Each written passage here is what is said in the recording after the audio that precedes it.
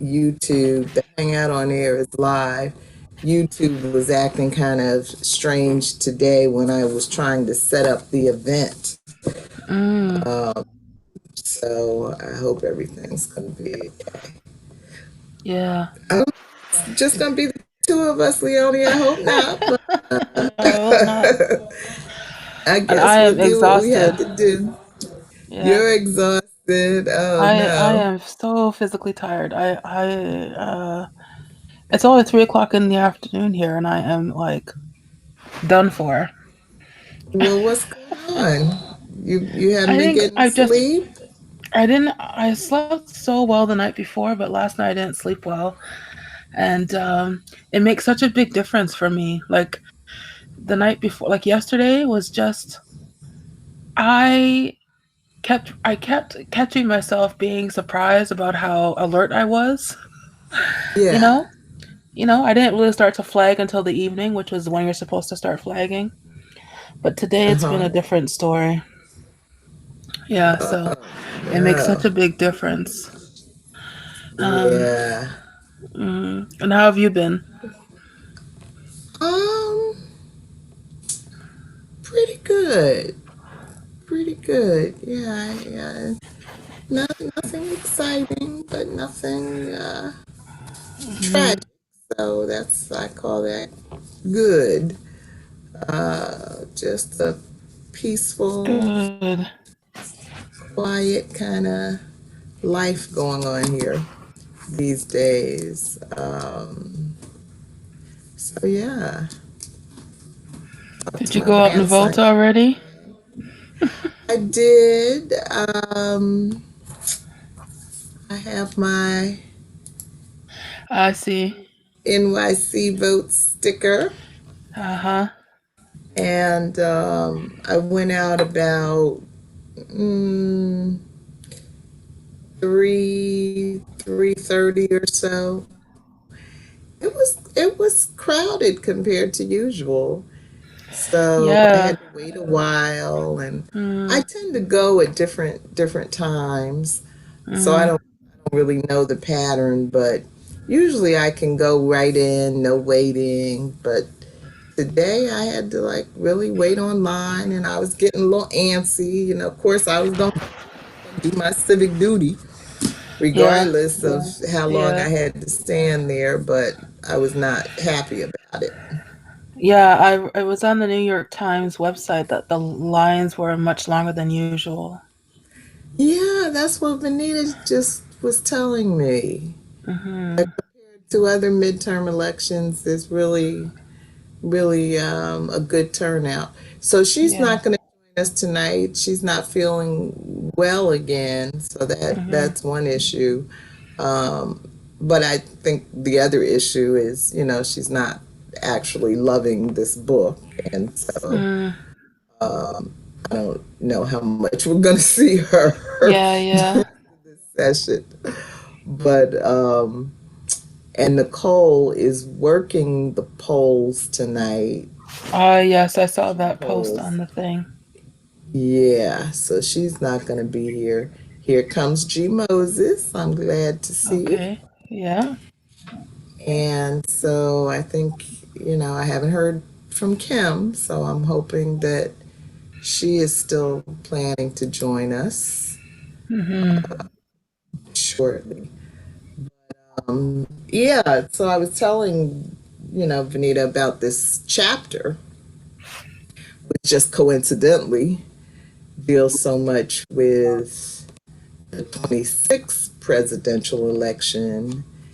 And, um, so today's, and I was telling her because she didn't get to read this chapter, um, how much Brittney Cooper is really blaming white women, and rightfully so, for the election of Donald Trump.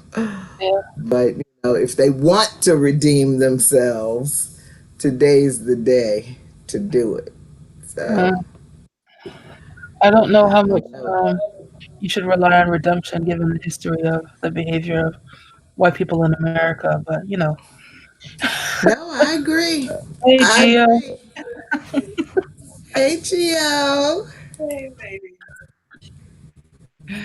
How are you? Oh, uh, uh, Not re- not an easy question. reflecting on another day in this alternate dimension where the GOP is king. Uh-huh. You Did have you time get to vote where yet? you are? Wait, both of you asked the question. Yeah, sorry. Go ahead, Michelle. Did you get to vote yet? Oh, yeah, I voted absentee because I wanted to make sure my sister got to the polls because she loves to vote. So, yeah, Yeah. we'll see what happens. And then I turned on the Yeah. early this morning, and they were already talking about, uh, voters showed up at the polls and found their names weren't on the vote rolls. I'm like, well, wait a minute now. I mean, I have seen so many. If you're involved at all in voting in the past 8 years, somebody sent you an email, okay, telling you to go check in and make sure you're on the where you're voting. Make sure you're listed as a registered voter. I'm like, well, what are these people left their brain? We're not serious about voting. So, I need to have a vote. Or, okay, that's the positive aspect. Negatively is, okay, somebody did something nefarious and quickly wiped their names off the polls between the time they registered and the time they got to the poll. Yeah. And then Well, they, one thing I noticed today is I don't know when I've seen, if I've ever seen so many notifications on my coming through on my phone from various places. Did you vote? Did you vote? Did you vote? yes, yes. I'm like, okay.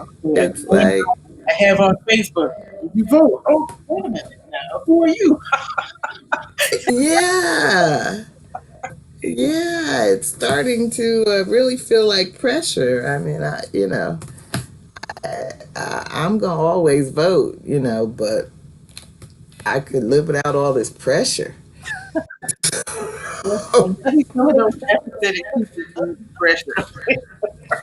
Yeah, so well, I guess we'll see if it helps. But there were a lot of people more than usual at my poll.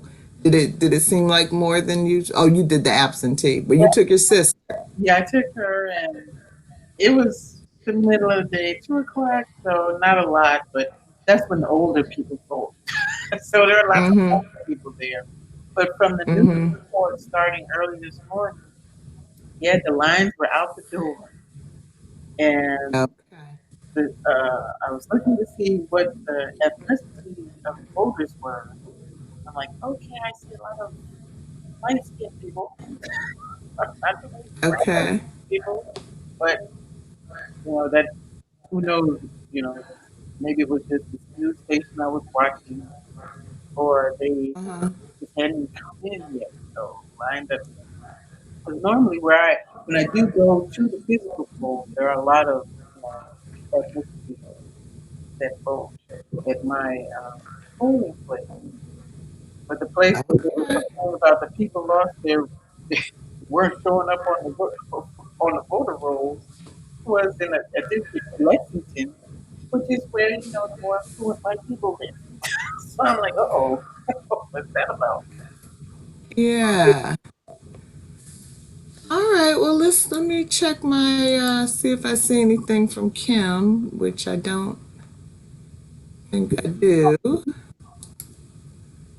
Uh, no. So I'm gonna exit that. All of those are online. So all right. Well, like I said, Nicole is working the election polls tonight, so she will not be here. And Vanita is got some kind of virus going on, so she's not going to join us. Okay. And I don't know if you heard me say, I think she's really not in love with this book. So I don't really know if we're going to see Vanita the rest of session 11. But, because I'm always telling her, if you don't feel like doing it, don't do it. Because I don't believe in doing anything you don't want to do. So we'll see. But she did say she was going to watch us tonight. So I don't see that she has tuned in yet. But why don't we go on and get started? I don't know if I'm hoping Kim is going to show up sooner than later. But otherwise, I guess the three of us should just take a stab at my. So, welcome everyone to the Global Black Feminist Reading Circle. We are in session 11, meaning this is the 11th book that we have read online as a group. Eloquent Rage, A Black Feminist Discovers Her Superpower, by Dr. Brittney Cooper. We started on September 11th. We run through November 27th with this book. And tonight we're on chapter 8. So we just have 3 weeks left. And that will be another one under our belt. You can learn more about the Global Black Feminist Reading Circle, where all of our videos are housed on YouTube. We also have a Facebook page and a Google Plus page. And if you're interested in joining in any of our future discussions, we have some room in the Hangout, so please let us know. Leonie, you're aware that you are up as the facilitator for next week, right? Mm-hmm. Okay, so let's introduce ourselves. Leonie. Hello, everybody. Name is Leonie Smith, and that is my ticket for entry to know that I'm real. And joining you from Oakland, California today. Welcome. Welcome. All right, you sure get around. Uh-huh. And Georgette. Hey everyone, I'm Georgette Moses, and I'm joining you guys from Raleigh, South Carolina.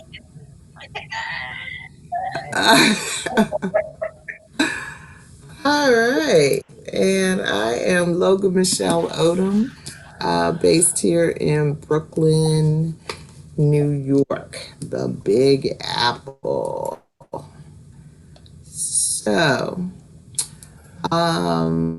move right on to our discussion of chapter 8, White Girl Tea. And I'll read the summary, because I just enjoyed writing it. I want to put my flavor on it. A profound disappointment over the election of Donald Trump is expressed as Dr. Brittney Cooper appeals to white feminists to do the hard work of helping race-first white women come to see why gender matters and how they are used to support patriarchy and white supremacy. Cooper cycles through the power the cries of white women have held historically on Black men and white men alike, unlike the tears of other women, in Chapter 8, White Girl Tears, as well as the deadly consequences those tears have held for Black men. In Uncommon Candor, She shines light on the political and psychosocial issues surrounding intimate relationships between black men and white women, opening up about the impact these partnerships often have on black women. Most fundamentally, White Girl Tears is Cooper's way of calling out the failures of white feminists and urging them to do better. In her view, white feminists have failed to rein in race first white women during the 2016 presidential election, allowing for the ascendancy of Donald Trump. Ew. Failed to seek solidarity with black women around challenging white supremacy while decrying the sexual chastity, purity, and monogamy this political, social, economic, and cultural order requires of white womanhood. Failed to show outrage when Daniel Holtzclaw was found guilty of raping 8 black women in Oklahoma. Failed to call out the white women jurors who acquitted George Zimmerman of killing Trayvon Martin in Florida. Failed to identify ways white women's sexuality and femininity is used as a tool of patriarchy and white supremacy. Failed to interrogate the lethal consequences of irrational white female fear. Failed to examine and renounce the sources of their own privilege. Failed to see the cultural and intimate hatred of black women as a feminist issue. Failed to examine the politics of interracial intimate relationships. Failed to reckon with their own complicity in social narratives about black sexuality. Failed to deal with the hierarchy and white supremacy demand more than control of white women's bodies. They are equally consumed with criminalizing black male bodies and denigrating black women. In urging white feminists to get better at defining feminist issues, working in solidarity with black women, and helping non feminist white women see how gender is used and why it should matter to them, she notes the Trump era has come to teach white women uncritical solidarity with patriarchy is tantamount to sticking your head in a lion's mouth. When this happens, white girl tears fall on deaf ears. So, I didn't do too bad. I only have 11 questions, I think. But I suppose we are not going to actually get through them. But let's definitely start with number one. So, in as much as today is election day here in the States, and this issue around Trump is a big aspect of what the chapter is talking about. Let's definitely get into question one. So who wants to read that? I'm happy to read it. Thank you, Leonie. Okay. The problem with the 2016 presidential election is simple. White feminists did not come get their people. Cooper lays the burden of the election of Donald Trump at the feet of white feminists, throwing trash, so to speak, right in their face. Is this fair? Are the failures of white feminists responsible for the election of this madman? Are any of us able to control the choices of other people?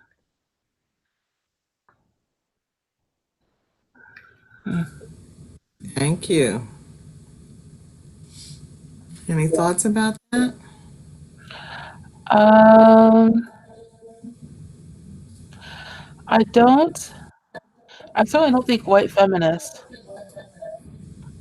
um, I mean, I have a hard time with the notion that white feminists elected Donald Trump. Maybe they did. Mhm. I don't know. It's just like um yeah. I mean, there's definitely something around white women, and I'm always wanting to or or or include in my consideration like what's happening on the other side of things. And it's like part of the identity that's thrown on Black people in the United States comes around a narrative that weaves the protection of white women in it.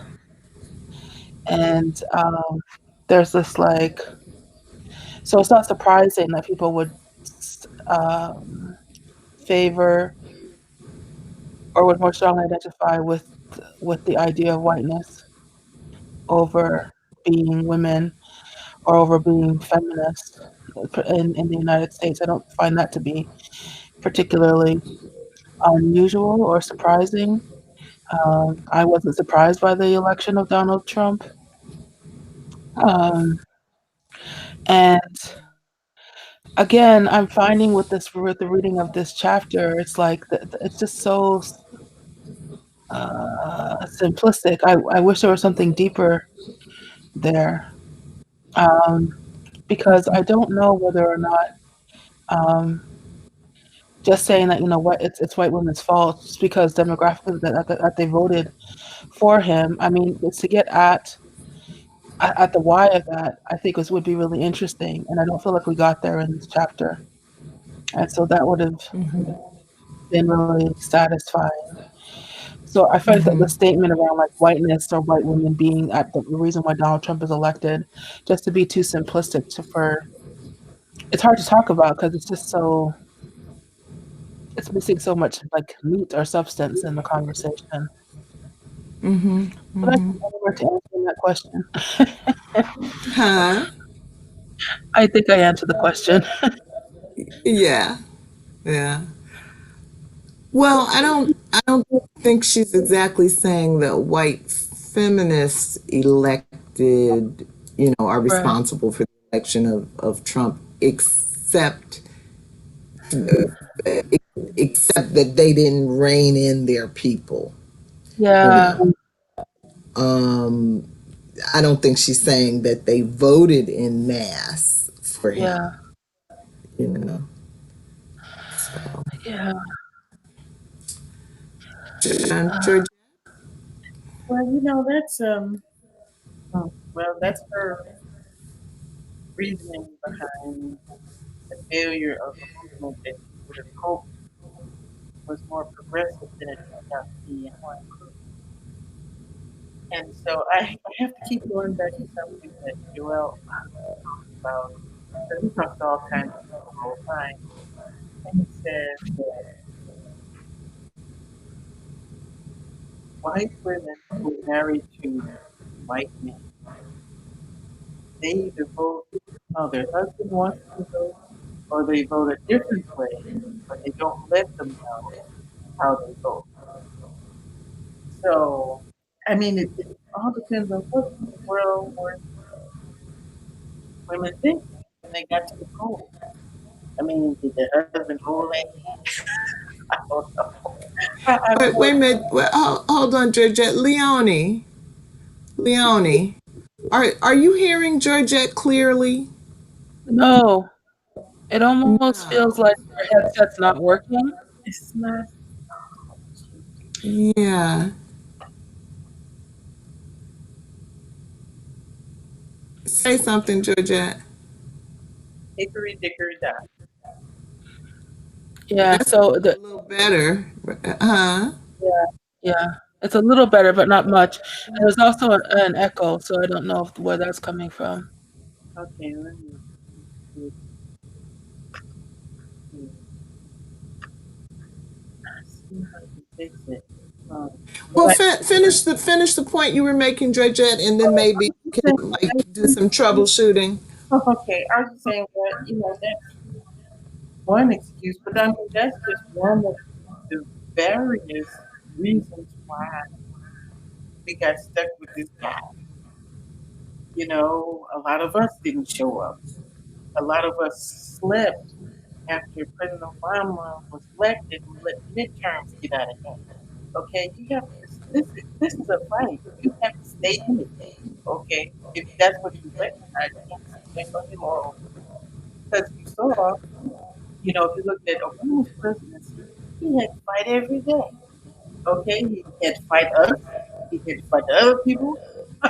It was just a really an amazing situation for him and his family navigate through. And then, to understand, try to understand, empathize his position. But these all these people when they, place this great burden on you. And then to try to, look at Hillary Clinton and see her come up and fill his big shoes. And, she's got a lot of history behind her, whereas he didn't, you know, and it worked to her disadvantage. So there were lots of and plus voter rolls were perfect. So there were lots of things because these people are fighting for major power. They do anything it takes. As far as sowing the seeds of discontent within the movement, within the feminist movement, okay? So, hey, they don't care.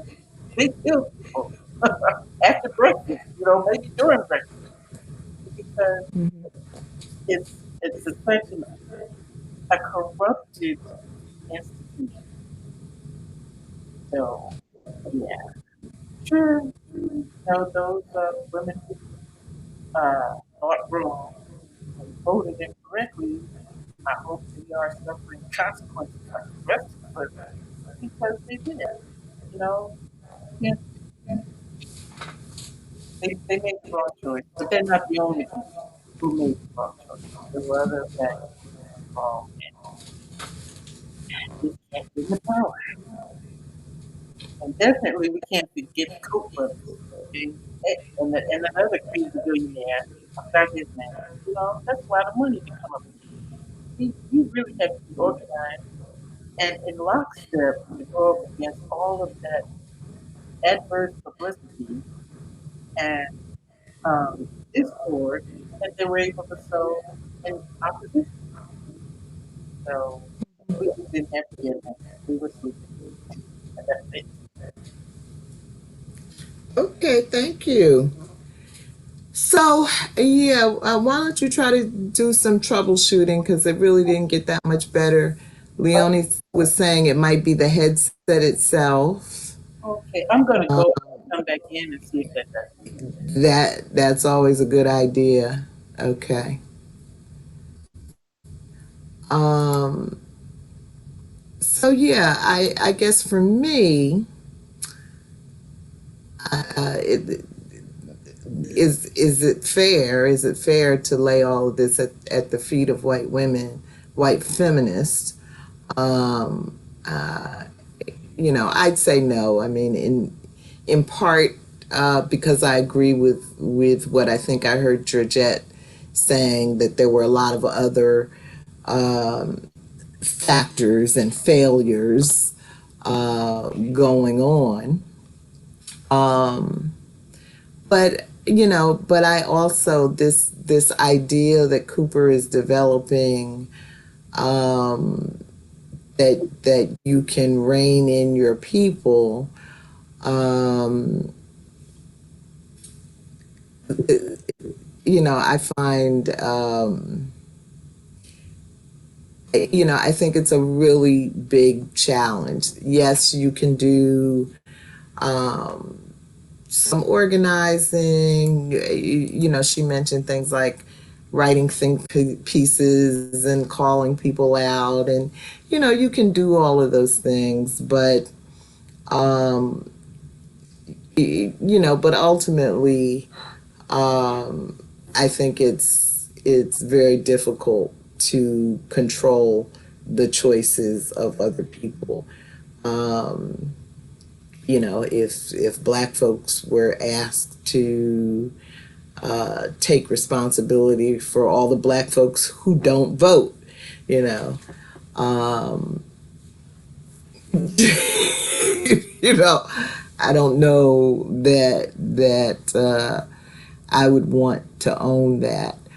Um, but I understand how she feels. I understand the desire to want to blame somebody and to make somebody responsible, and to encourage somebody to do something about this mess that we're in. Um, and so, you know, it may not be fair, but but I think it's somewhat understandable. And a lot of white women did, in fact, I think it was 53%, uh, vote for Donald Trump. And I'm not at all sure that that was a mistake. Mhm. And even though they were out there, not long after, with the Women's March and, with all of the sort of belly aching that we heard immediately after his election, um, I'm not sure that the election of Donald Trump was a mistake. There were a lot of intelligent people that voted for him. Donald was very clear about who he is and what he stands for and how he's going to roll. And so I think for a lot of people, I mean, maybe it is a race first um, approach, but I think it was very intentional. And so today, being the midterm elections, is an opportunity to see, you know, uh, I guess, a lot of things. To see if white women feel bad, really feel bad about electing this man, helping to elect this man, and are really as determined to do something about it as they were at the Women's March, or not. It's a day where we can see um, if white feminists have made any progress in reining their people in, if that's at all possible to do. Maybe they've been working behind the scenes, um, and we're going to see some real results of that work today.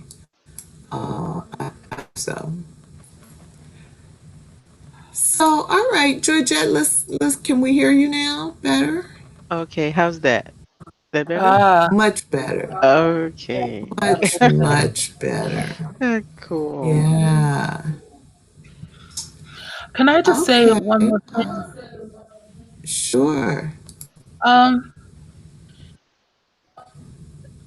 keep the piece that's also, I think, important here is like the role of ignorance and its intentional use in terms of uh, keeping things moving or keeping things the same, the status quo. I mean, the United States as a country is like very hard to govern because of structurally the way that the government, your government works, where everybody runs for all kinds of positions, like administrative positions and stuff, and there's the gerrymandering and all this other kind of stuff. Like I like in Canada, we have elections Canada, and they protect the electorate, and there's no equivalent of that in the United States. So, meaning that like the kind of gerrymandering and stuff that happens is like really hard to do at the Mm-hmm. at the federal level. So it's so people don't, because like one of the things that I've been reading about is how people will go, like for example for today in this election, and they'll like select like the people at the for like the big tickets, but like often they times they say that people leave the other kind of positions out, like who's running for superintendent or who's running for whatever, and Mm-hmm. and to me in the United States, that's where your government lives. Like, it's really important to pick those people. But I don't think people actually know how valuable it is, you know? Like all these people get elected, for example, as judges now, and look how important judges have been, and not just at the Supreme Court level, in the last couple of years. So I think there's Mm-hmm. also there's such a huge investment of keeping the electorate ignorant because, like, from where I'm sitting, you know, as much as you could have issues with like Barack Obama as a president, it was it was 8 years of almost good government, which is very hard to do in the United States.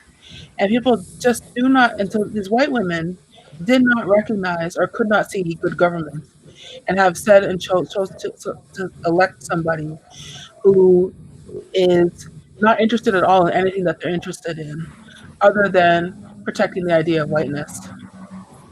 So I just wanted to say that the role of ignorance, I think, is also a piece here.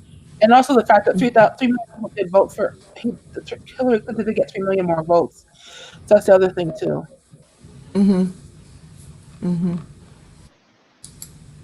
Yeah, absolutely. Okay. Let's see what else. Uh,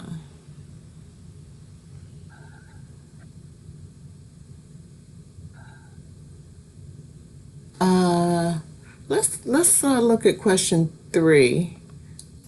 Georgette, would you read that, Okay. please? Though white girl tears have historically held much power and been deadly for many black men, Cooper finds that 2016 is the moment white women ran squarely up against the limits of white lady tears as a form of political capital. Why might white lady tears be losing their power? Should black women feel some type of way about this? What might this mean for us?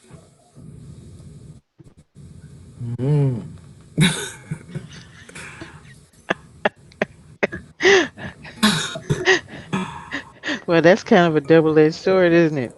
Because if Yeah. white ladies' tears have lost their magic, that means that men just don't care about women no more. They don't care. Well, I It is don't a care. double-edged sword. Yeah. Yeah. Mm, Yeah. wow. I think you're kind of seeing it now in that you are having higher voter turnout. At least that's what it seems like is happening now by non-white people. And I think, which is great, but it also means that the reaction to that is going to be swift and strong, which is also why you're seeing more and more disenfranchisement happening as well. So it's great that there's courage in terms of people of color stepping into the space, both running for office and votes and stuff. But but that's also going to have a counterattack as well, and that, you know, you're seeing, you know, like Stacey Abrams or someone, like in the last 24 hours, robocalls going out saying that she's stealing the election and hacking into things and stuff like that, or people who've been voting for a long time losing their right to vote because rules are being put in place to keep them from voting. So it is very much double edged. It's the uprising, and then there's the attack, efforts smash it down. Right. Yeah. Huh. You made me think about because you can get a sample ballot so you can look at all the people if you're voting absentee, right? And so I went to these people's website and clicked on them. And when in the local elections, I'll give you an example. The guy who's running for commissioner of agriculture. Okay, so he's a brother. I'm like, okay, let me give him a chance. Let me go to his website. Oh my God. No, dude. Why? Oh no, it was bad. It was bad. What? It was not even spell check, okay? And why? And then I went to the guy who's the incumbent Republican. His stuff was he knew everything. He's been doing everything. I'm like, okay, he may be Republican, but he's on this job. Unfortunately, I didn't see any brown and black faces in his, on his website.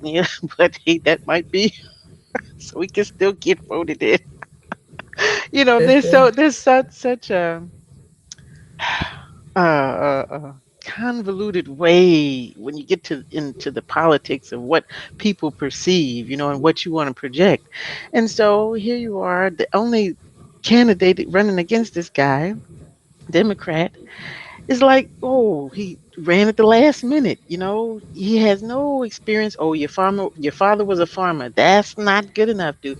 You're a traveling elder. What in the world is that? And what's it got to do with agriculture? And then, I mean, he could have asked someone. He could have gone to the agriculture website and picked some stuff so he could answer the question. He didn't even do that. He said, "Well, if I'm elected, I'll just surround myself with people who know what they're doing, and then we'll work it out." I'm like, "Oh Jesus!" So looking at the Oh ballot, either no. you have nobody running against these folks, or the person that they put up to run against them is totally unqualified. So you're kind Mhm. of forced to keep putting the same people back in office on these local levels. And, Mhm. um, another example is the school board. I'm like, okay, who are you people? And my beef is you asking for another almost a $500 million worth of money in school bonds again. And the last bond is not already. So why should I keep trying to vote you guys back in when you're raising my taxes and I don't see you do anything with them effectively for the children that are in school? So yeah, there's so many things that come into play that are, they hit us on every level. They hit us emotionally, psychologically, financially, politically, religiously. They hit us everywhere they can to control and manipulate our votes. And even the people who you voted in, then you have to wonder what they're going to do after they get into office. Were they really who they said they were? You know, Mhm. so it's always a gamble. Yeah, and it takes a lot to be a good citizen in a democracy. I mean, you have to really um, want to seek out information, and it can be very overwhelming, and so I think Yeah. most people just opt out because it's challenging, you know. Yeah. But in this chapter, Cooper is developing this idea that white lady tears have historically wielded a lot of power, been very dangerous in terms of consequences for black men. All a white woman has to do, is cry rape, and and there is a swift lynching and or castration of a black man to follow. And so historically the tears have had that kind of power, even as white women have been second class citizens themselves, Um, so their tears have never, in my opinion, wielded much power over the patriarchy. But they have been powerful, in the context of white supremacy. Um, but so,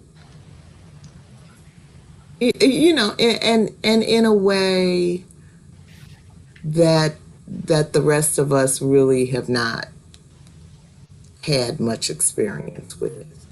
I mean, I think the stereotype of the angry black woman and the angry black man,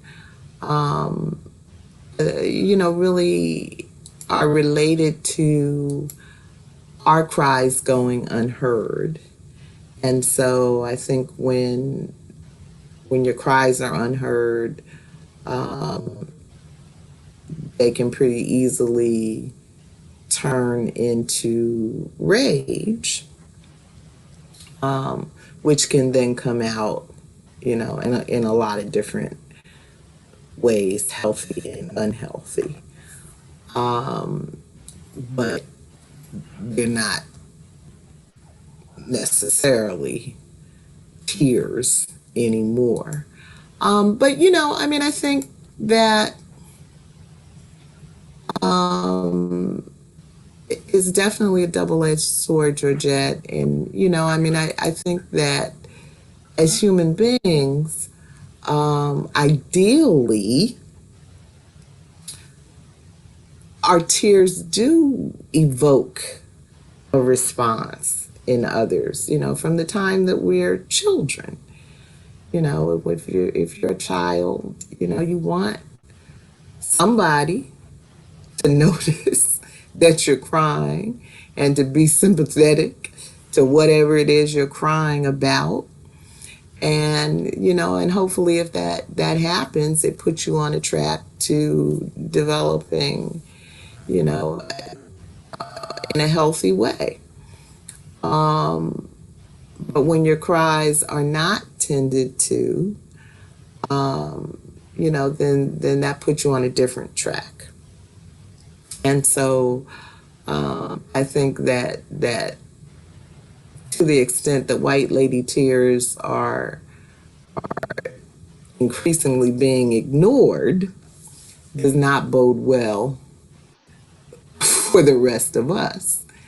And even though we've had to be envious or jealous or feel some kind of way that white women can have their tears tended to while ours are not, I think it's still in the interest of all women to to seek a world that hears our tears, because our tears are some kind of expression of some kind of pain,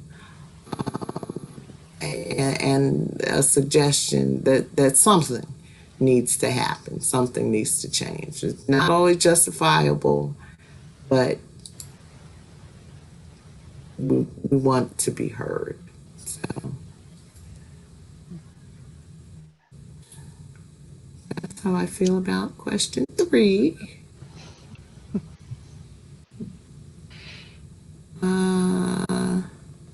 Let me see. Anybody have any preferences among the remaining questions?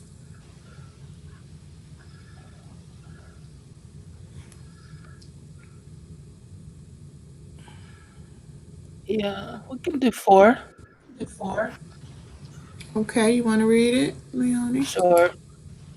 Beyond the culture wars, there's a whole political infrastructure designed to protect the sanctity of fears and tears.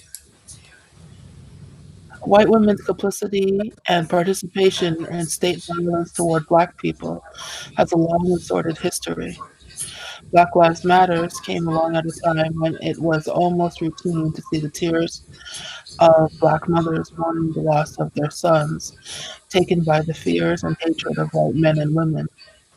Is there a role for white women, in your opinion, of helping the world see Black Lives Matter? Is such a role a reasonable expectation for us to hold? Yeah, so when I read that question, I felt some type of way. Okay. I'm like, hell no, there's no role. Because it's that idea of like, it fosters for me that idea that like whiteness is tied to legitimacy, and so the only way to see a Black woman's pain is for a white woman to to show the spotlight on it. And it's like if it puts us in the same cycle. I don't see that as movement or progress. So Mm-hmm. um, I don't know what the answer is because I don't find. I mean, obviously, it's like compassion and empathy and hearing other people's stories and listening and having some own sense of your own resilience to hear the impact. But I don't see that society is necessarily set up to hear any of that, particularly when it comes to Black pain in the United Mm-hmm. States.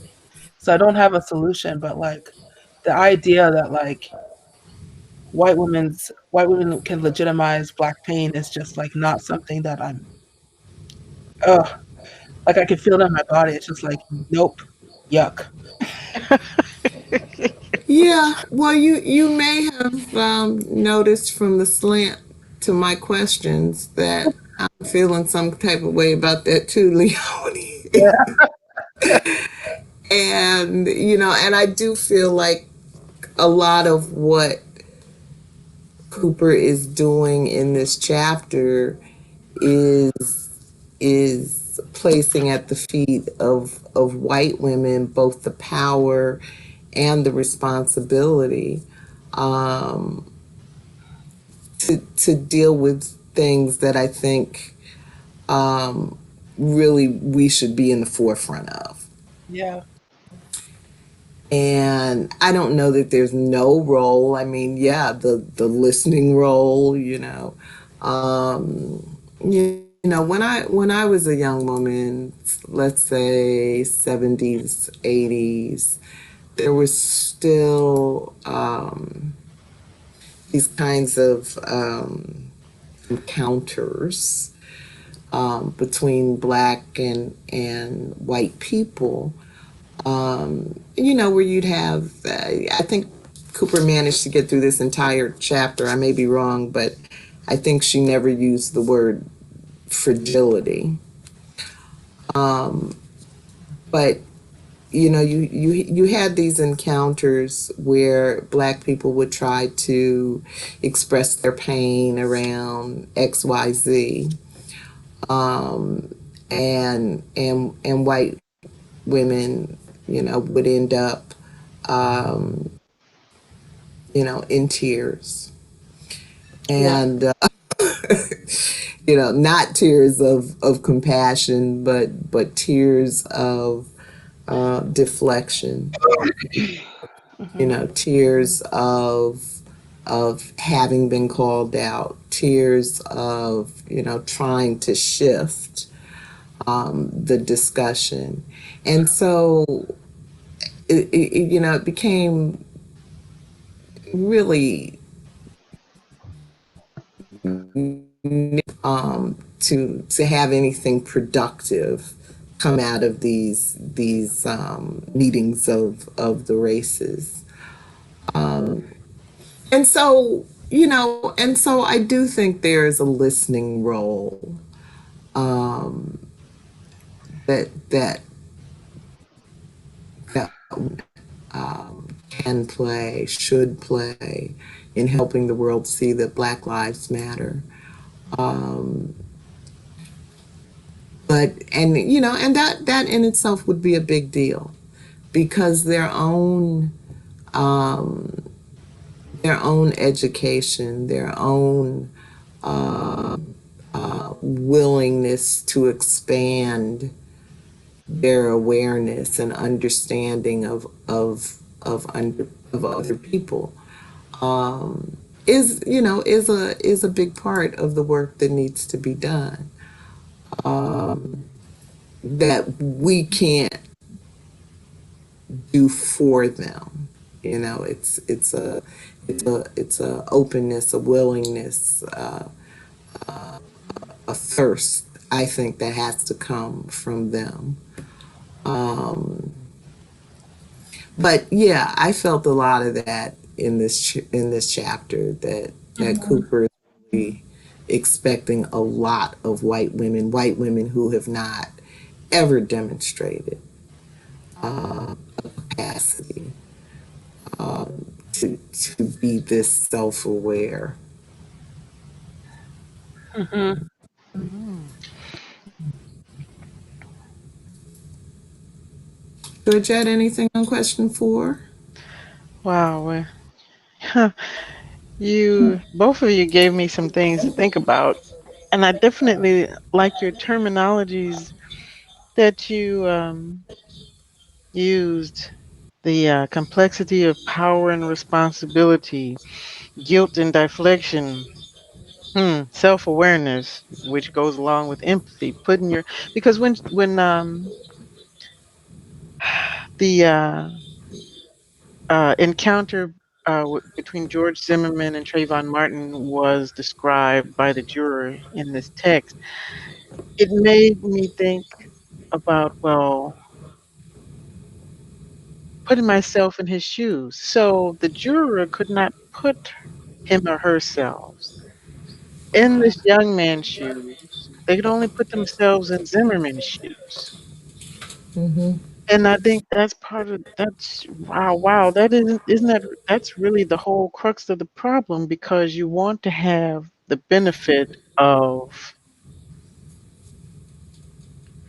the racial and political clout, but not be responsible for the consequences of it when it's used irresponsibly and inhumanely. Then you want to assume the role of the victim, but you don't care about the other victims that have been created. And then the other thing that I came back, I like the way you said, whole political infrastructure. And then after everything you said, you and Leonie said, it made me think about, well, what would it look like to dismantle that political structure that provides this unhealthy, nurturing, I hate to have to use that positive word with such a negative circumstance, of this selfishness, which is what it is.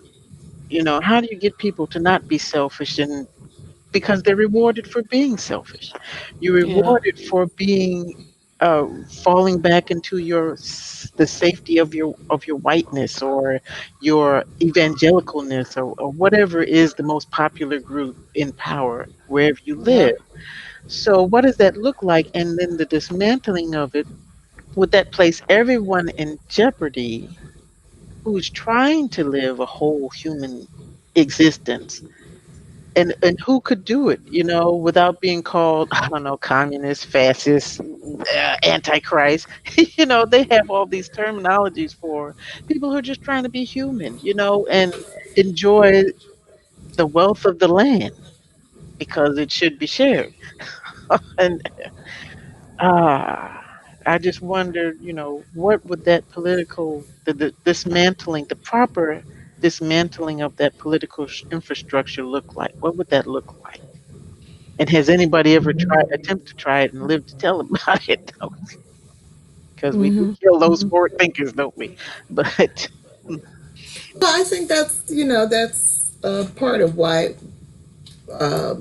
Cooper is being so hard on white women in this chapter, and I do think she's angry with them, about the election, and this chapter, is really a way for her to get that anger out and to charge them with the responsibility doing their part to help change that political structure. Starting with examining their own privilege, their own the ways that they benefit from white supremacy. And finding the ways to renounce that. But I just, as I mean, I like the wide-eyed, bushy tail, optimistic way of going through life rose-colored glasses and all of that. But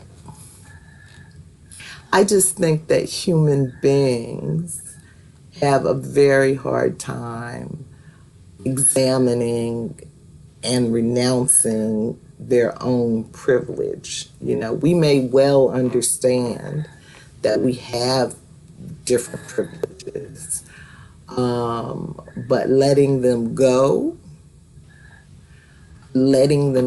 so that somebody else can find some benefit, you know, I think is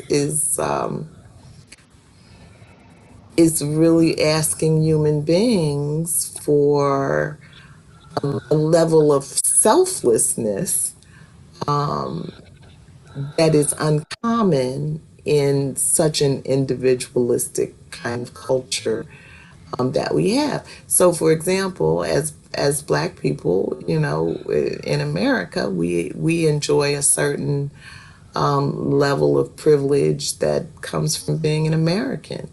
You know, most of us, you know, no matter how poor we are, don't really have to worry about whether or not we can find some food to eat or a place to lay our head.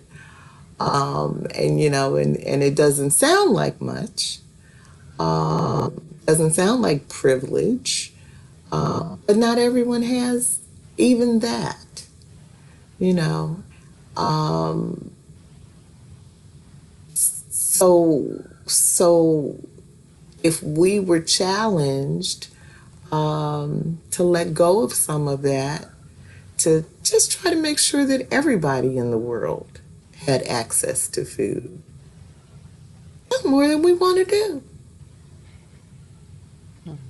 You know, and so I know what I'm saying is not very nice about human beings, um, but and I can hear Leonie saying, yeah, but you know, that's an American context you're talking about, and it is. But you know, I think we have to be realistic about the enormity of the challenge that we give people when we ask them to examine and hopefully renounce their own privilege.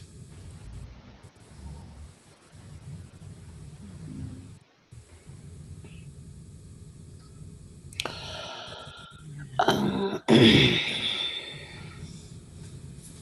well, I'm in agreement around the piece around what it takes for someone to dismantle their own privilege. It's, I count myself to be, as someone who's in a community, often with people who are interested in dismantling their own privilege. They want to dismantle their own privilege. And one of the things that is true is that in doing so, shame always comes up. And the for me, the challenge is not so much that, because I think one begets the other, but it's that are people resilient enough and in a community enough, which is hard to do in an individualistic society, to actually find community and support to manage those feelings of shame. Mm-hmm. Because I do know people and count myself to be one of them, and to be in community with people who are interested in making sure that everybody gets food. Mm-hmm. And it doesn't seem to me like it's impossible. It don't. These are choices that we make. Some what as individuals, but the vast majority of choices are made for us because they're systemic, Mm-hmm. right? So if I wanted to, for example, only consume food that was raised in it, that was done in that's come to my table in a humane way, meaning the people and any other living things that were involved were treated well, it's very hard for me to make those choices because the system doesn't actually have the flexibility that I need to make that possible. Either the options are not there, or they're super not affordable. Even if I were to sacrifice, they wouldn't be affordable. So um, I think that, and also that, so it's not good news in terms of like what you said before, but I don't think that it's actually undoable in terms of shifting things. I don't think it's pie in the sky, and I don't think it's Pollyannish. I think it's necessary. The planet cannot survive the way that it is right now. So it's our extinction or we do something different. And I don't think it's actually creating something new. I think it's actually going back to what we were in terms of not being individualistic and being in community more.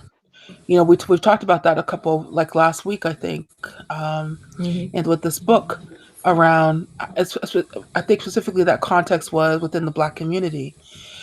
It, what would it mean for the Black community to be less individualistic and more communal, which is what we come from? Um, I think about that even on the material plane in terms of having food to eat or a place to live. That could shift so many millions of lives just in the United States alone. Um, and it could shift, hundreds of millions of lives throughout the world.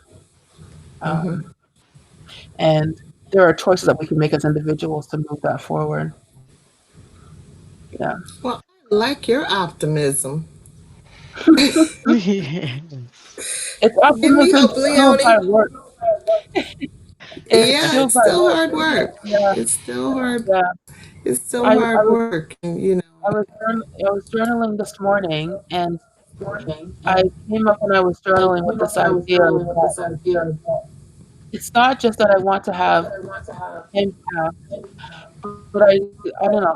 This came to me is that I have to also want or be willing to go through the struggle in order to get the impact that I like to see. And so it's a twin role, twin roads, twin pathways in order to make change in the world. Um, and so I have to be equally committed to the principles that I have and show equal commitment to the drudgery and struggle that may come from it, and also the celebration. We have to be committed to both. right. And those are hard Yeah, choices to make for ourselves, yeah, yeah, which is why I'm skeptical idea that you can rein in other people, because I think the reasons that we choose the things we choose are extremely complex. You know, I was saying to Benita earlier, if you said to me that black women, if you take a black woman who puts on a thong and aims her ample behind at the camera and shakes away, if you were to tell me it's my responsibility to rein her in, you'd get some pushback from me, because there's a big part of me that feels like she's got to decide that that's not the choice she wants to make, you know. And there, first of all, there are complex reasons that she's making that choice. And if she's going to choose to do something else, she's pretty much got to come to that on her own. And does that say I can't organize events and write think pieces and all the stuff that Cooper is talking about? Sure, we can. But ultimately, it's coming back to the choices that we're making as individuals. So, mhm, uh,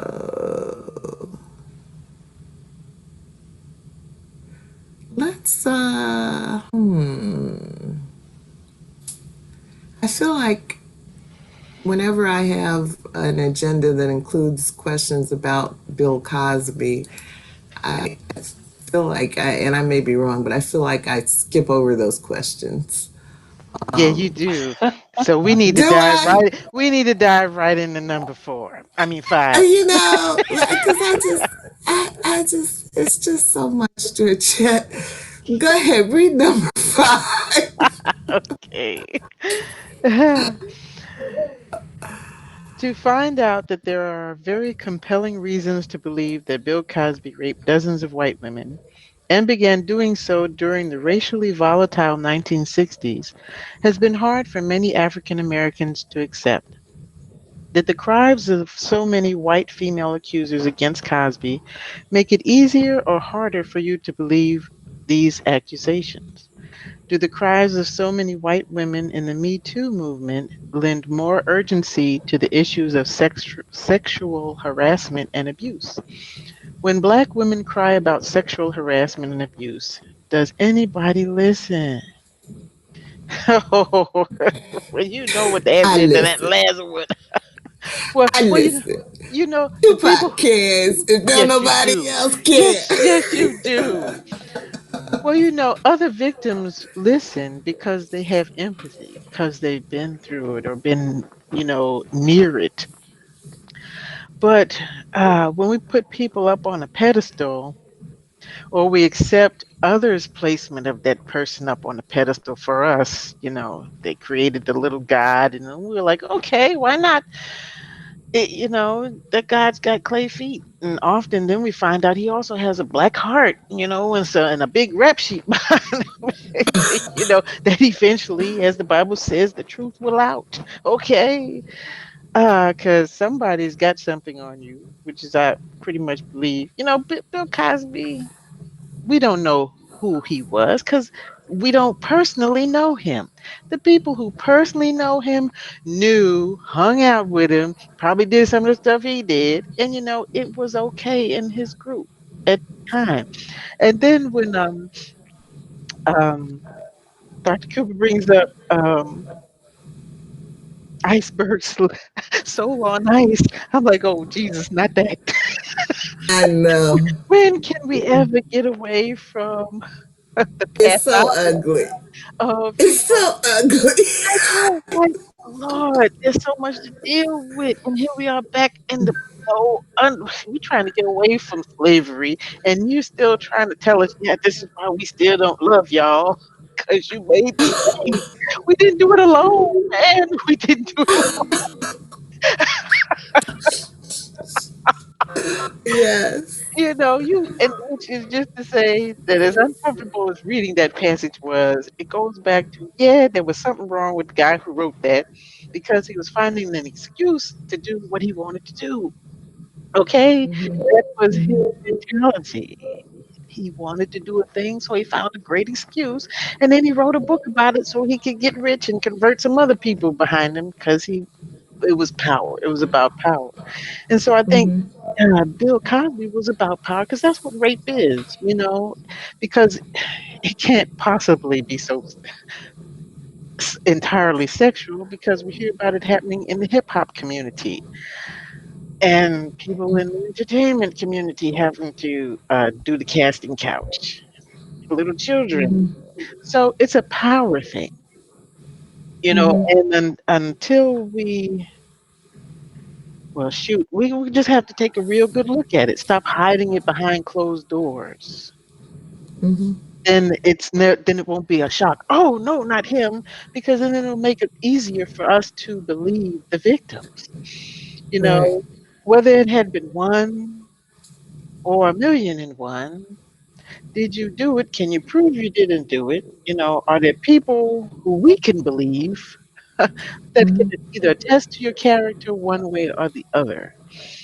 And I heard a lot that, and I fell victim to it myself. Oh, these women are old. Why are they coming out now? I know that was wrong of me, right? Yeah, and it leads to this. You want to sway with the public opinion. Oh, they're just all jumping on the bandwagon. And then we found out who was that model? What's her face? The skinny one. Oh, I can't remember. The white model. And then, but anyway, it was a small article that I would never have seen had I not been looking at something else, that she admitted that she lied because she was on drugs. So, he had a mixture of it, Mm-hmm. truth and people lying and getting on the bandwagon. But there was enough against him for the judicial system to do its job. And, and we have to weigh that, do we let this guy who possibly did these things, as we weren't there, we have to believe one or the other, right? Get away or suffer in relation to the history of the whole business of rape, you know, Mm-hmm. and the racial aspects of it. Shall we give this one man a pass because of the burden of slavery and after slavery and all that other complicated mess that's really back down to power over other people and subjugating them, you know, Mm-hmm. and how people want to explain it to themselves to make themselves be able to get up in the morning and go to sleep at night and then go to church and lie. But, you know, Right. um, but we're not honest. We're a dishonest society. We're not honest with ourselves about our sexualities and our freedoms. And then when we have these perversions that rear their ugly heads, we're divided about it. Where should be that we believe these victims because something happened to these women and let's take care of it, or we believe the guy, Mm-hmm. but without the destruction of a person's character. So either you did it or you didn't. But I'm not going to destroy my household and my community over what you what you probably did. Mm-hmm. And yeah, that's Yeah. that really is. It wouldn't probably be as bad if he hadn't been running around proselytizing with that pound cake business and everything else he did. He was acting the part of whatever of Dr. Huxtable.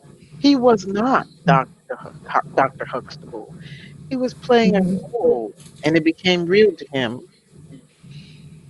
so he could hide the evil underneath. So, and then we look at Camille and ask, well, why did she stay with him if she knew all that junk? Cause hey, people make concessions for what to maintain a comfortable lifestyle or what they feel is comfortable. Maybe she believed him, maybe she didn't. We don't know. Mm-hmm. Uh, Yeah, very complex stuff. Very complex stuff. Thank you, Georgette. Leonie, anything? In terms of the cries of white female causing make it easier or harder, make it easier or harder for me to believe them. And the same with the Me Too movement, because for me, it's not so much about believing. I can absolutely believe and know that are sexually assaulted and raped in large numbers, and we saw it with this whole Brett Kavanaugh thing. Is such that um, lots of things, lots of men have gotten away with rape um, in the name of partying or doing whatever. Um, and for me, that's not the question. I mean, that's not where the difficult part for me is this idea about who gets justice. Um, that's the part that sticks for me. Mm-hmm. So I can, but I know that you know, uh, there's a white tree right now who did probably three-fourths of the things that Bill Cosby was accused of doing, Mm-hmm. and the only reason is because he's white and because Bill Cosby's black. Mm-hmm. And yeah, Mm-hmm. that's where it sticks for me. Yeah. Thank you. Yeah, well, I thought it was amazing that Cooper was, I mean, one thing I do love about Brittney is her candor, her honesty, her frankness, um, and so, I never want to beat up on her um, about that women, about for that reason, because, I think, until we're able to have more honesty around a lot of issues, we are nowhere. Um, we are nowhere toward solving them. So I agree, George, that so much of it is about just bringing it out of the closet and being able to look at it. So I have to applaud Cooper um, for her frankness around a lot of things. So I thought it was pretty amazing that she was able to say that she looked at the Cosby issue, with a certain quickness, um, because there were so many white women that were making those claims, that he drugged and raped them. Um, because it's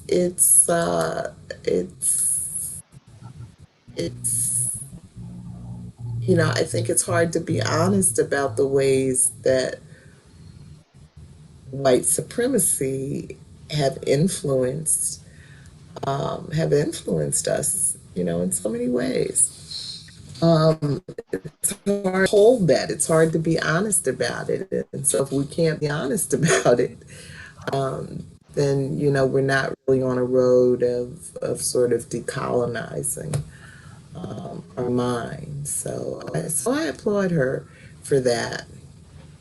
Yeah, I haven't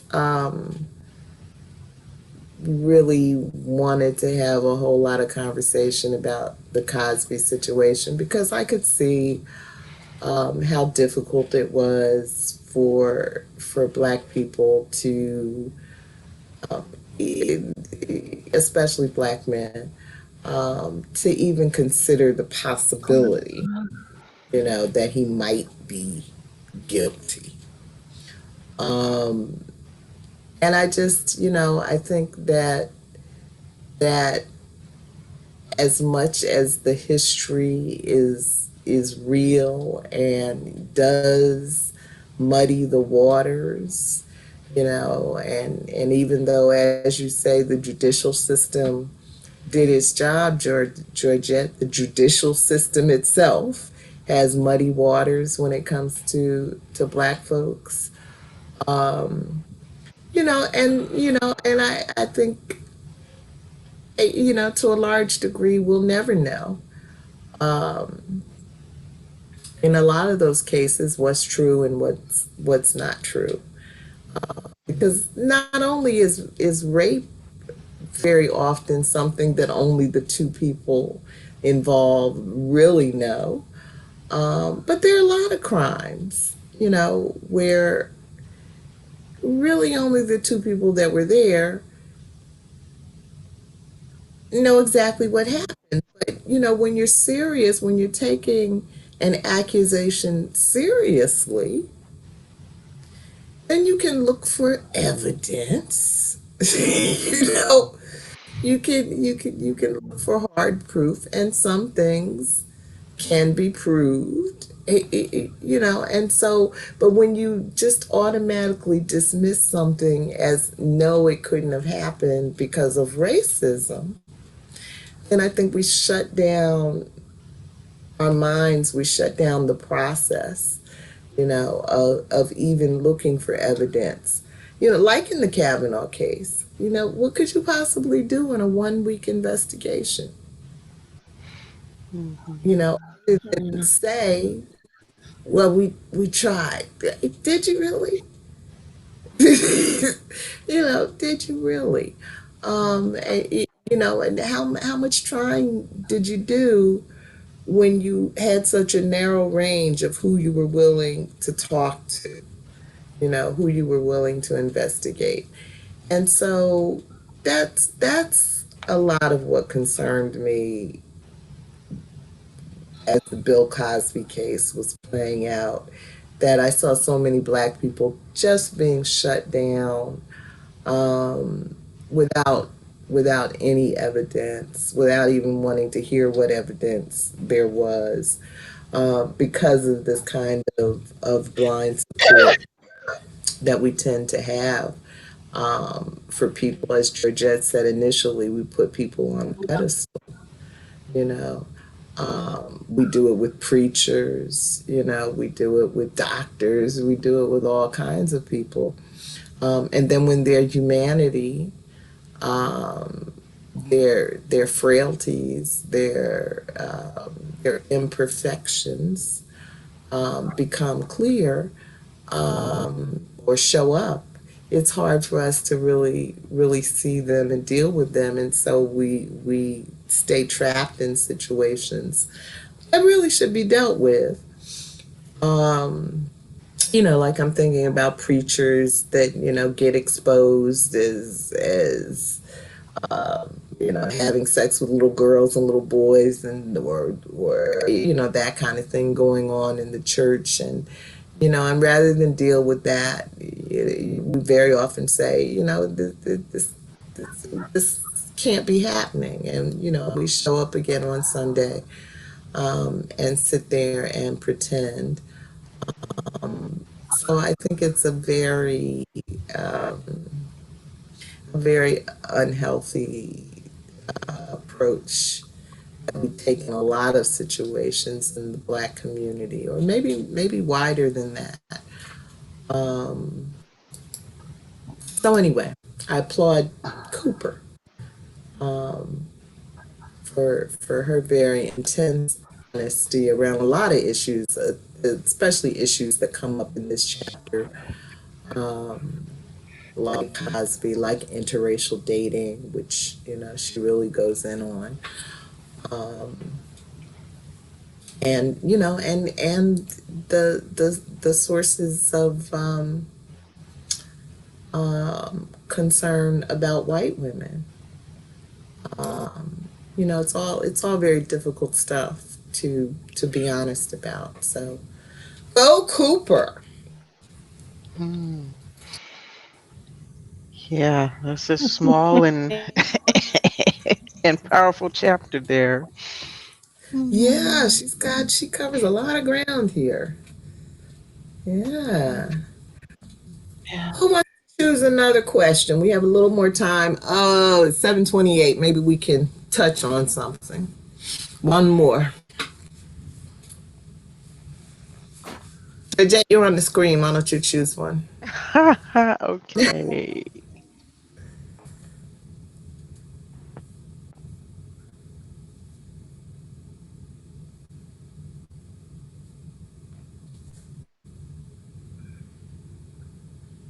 Wow. Okay. 7. It's a long one. Okay.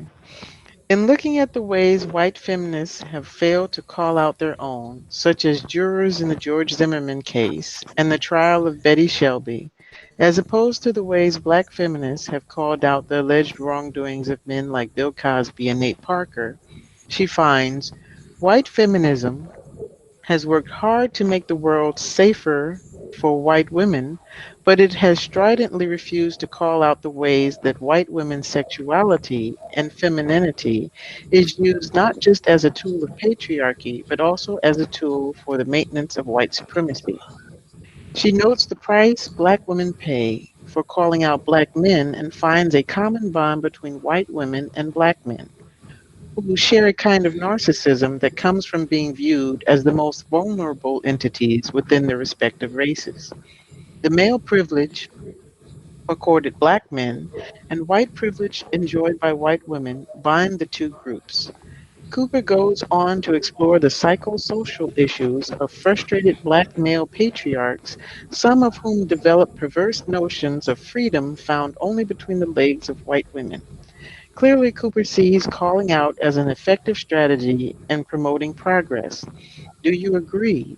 Is calling out an effective political strategy? Why or why not?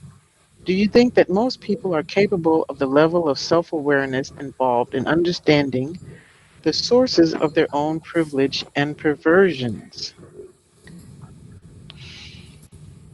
No, Thank they are not. um, no, I don't think they can because in order to be, wow, the level of self awareness, that right there, that is, how do you get that in this noisy place that we live? you. It's really very noisy. And the many faces we wear in the different groups that we call ourselves participating or being a part of make that even more complicated. Hmm. Mm, I agree.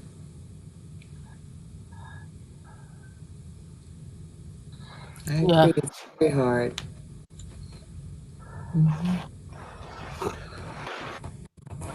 Leonie? I don't know what calling out does except bring Hmm. shame. And I don't know what calling out does except bring shame. Hmm. It doesn't seem to me to be very effective. Hmm. Yeah.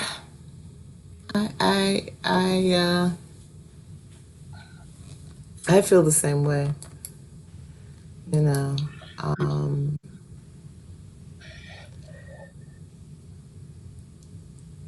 I mean, it may do something for the person doing the calling out.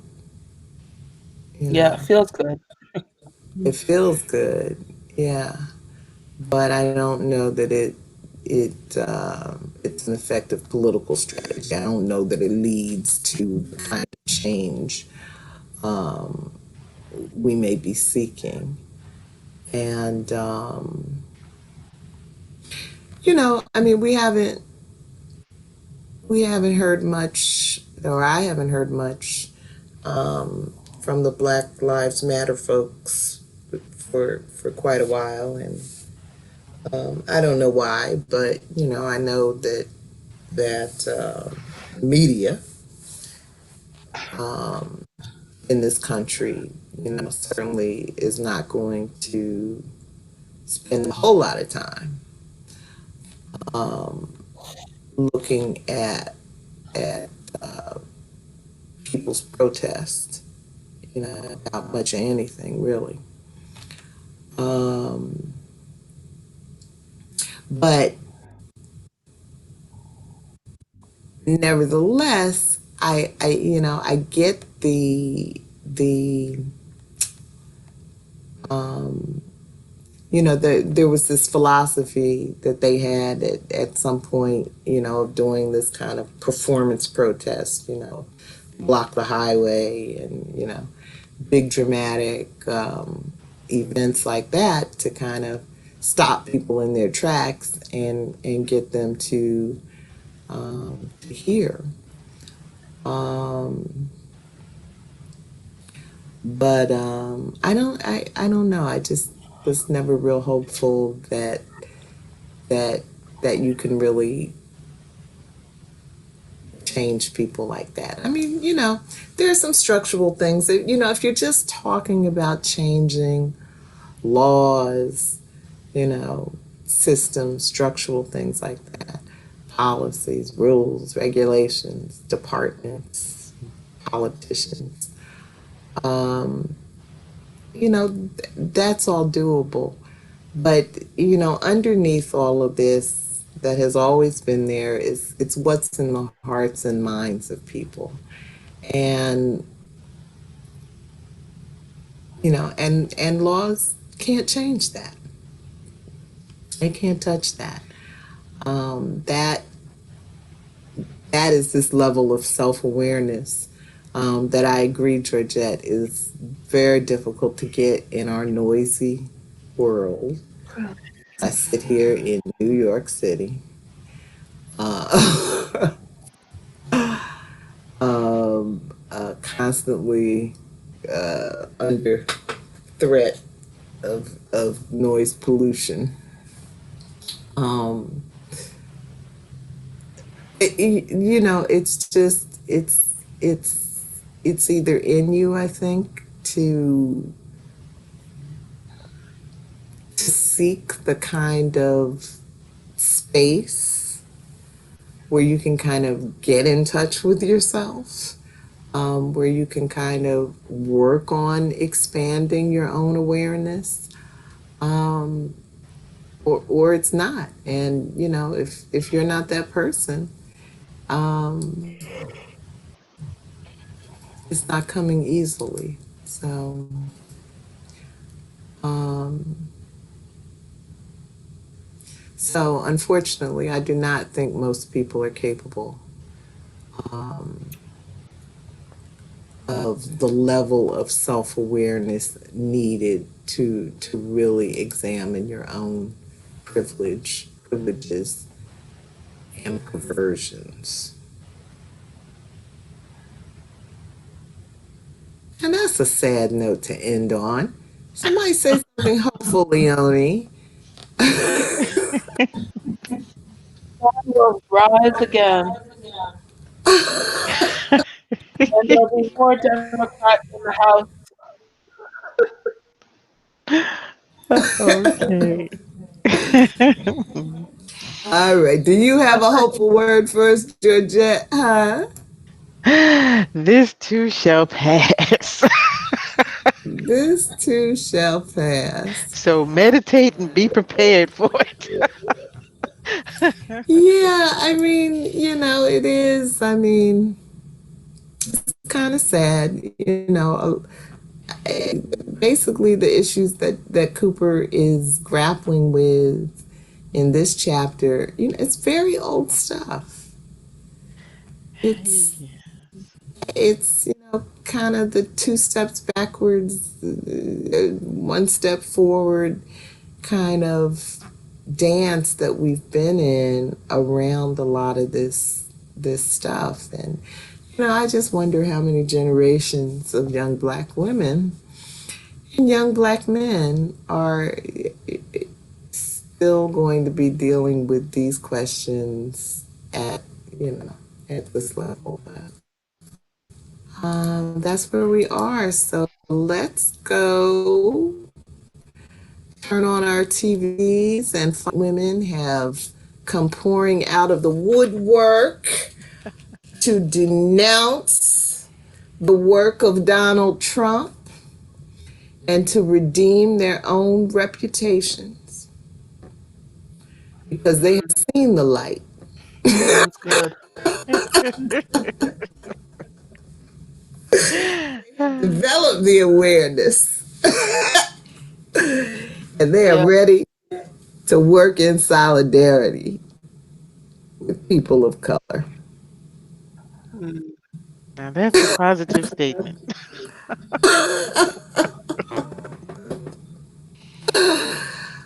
All right, everybody. So thank you so much. I will see you all here next week, same that station, reading our story together. Have a good week, everybody. Good night. Thanks. You too. Bye. Thank. Great questions. Yes. Thank you. Thank Okay. you. Have a good one. Bye. Bye. Bye bye.